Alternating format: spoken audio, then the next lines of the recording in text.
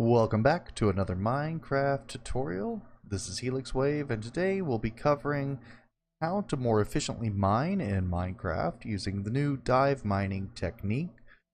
And I found that it was a little difficult to, use the bucket, hop in the water, go ahead, enter swimming animation, and then retrieve the bucket of water, of course, without drowning. I'm in creative mode, so you can't see the bubbles going down, but I got to be able to retrieve this bucket without exiting the water. Otherwise, I've got to start this process all over again, get back in here, and, snag the water, of course, and then now I can go ahead and go on my mining adventure, and gathering all my resources.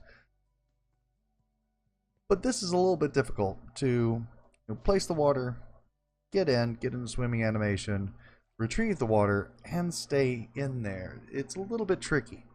I don't like having to do little tricks whenever I have to just want to go ahead and get to mining. So this is what I've come up with. Basically, you just hit the button or hit the note block there, and then you can go ahead and enter on in.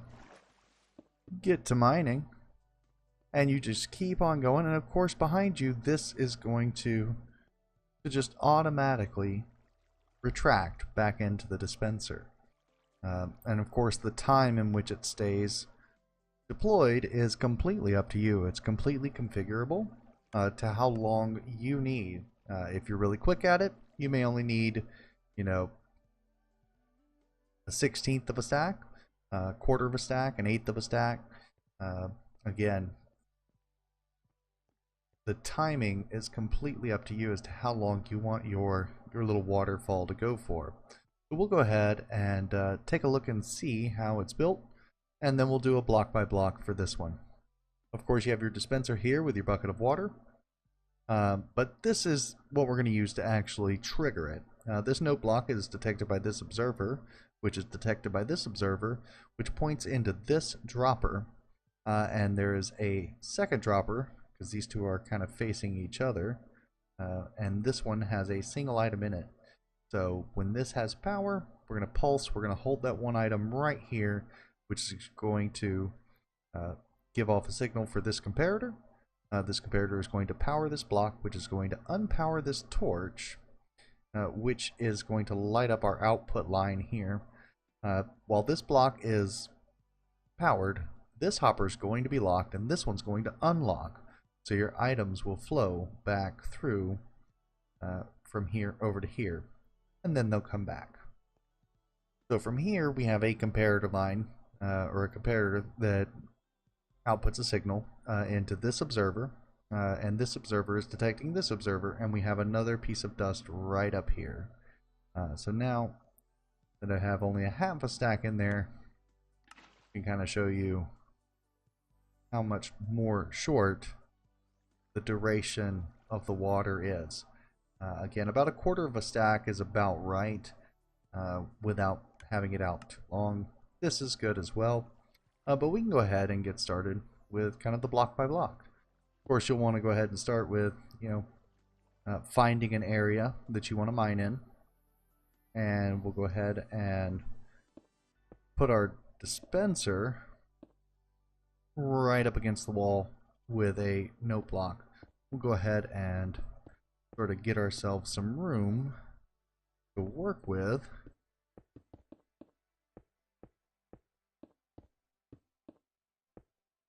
And of course I'm in creative, but you can just mine it out about a 3x4 tall area. You won't need all of that space, but you'll need a little bit of room to maneuver when you're putting in all the observers. So kind of get this going here. For now, I am going to knock this out and put a normal block, because it's a little bit easier to get the observer to face in without firing off the note block. And now that we have that, we can go ahead and begin. So now we have an observer going from there, and now we should be going into our dropper itself. So we're going to have a dropper facing down like that. We're going to have, or facing up like that, and one facing down like that, with one item in here. And now we're going to need a comparator right there.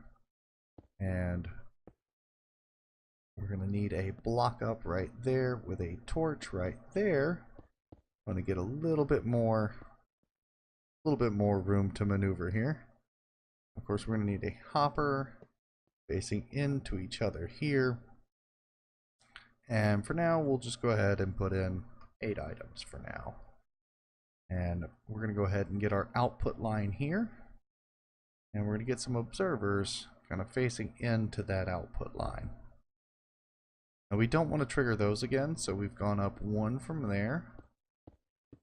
And we'll just go ahead and bring that all the way along, facing into each other, just to carry the signal. All the way along and down. We'll go ahead and throw our bucket of water in there. And now all we're missing is, if I get over there, the comparator over here with an observer facing into that right there. And so an observer facing into the other observer, and then a piece of dust on top. And now we should have a little bit of a delay in between dispensing and retracting. Again, there's much cheaper options to do this, but I really like using observers. I find them cheap. The timings are easy enough to kind of work out there. And again, if you want to not make a mess everywhere, you can always, sort of create yourself a little catch tray. Go ahead, head on in, start your mining adventure, gather up all your resources. This is going to automatically retract on its own, and when you come on back in and you've done with this line, you can always simply go up another level and do it again. And so now we can just go that. Of course, I need to go 1 more over that way, and now I can do it again. You could start this at the top, you can start this at the bottom, it doesn't matter. Again, if you're going to start it at the top, you can always work yourself down. If you're going from bottom to the top, you can create yourself a little catch basin so that you can enter into that swimming animation and then head on out in your mining adventure. Hopefully you found this helpful. If you did, show me with a like, subscribe if you haven't already. This has been HelixWave with another Minecraft tutorial. Until next time, see ya!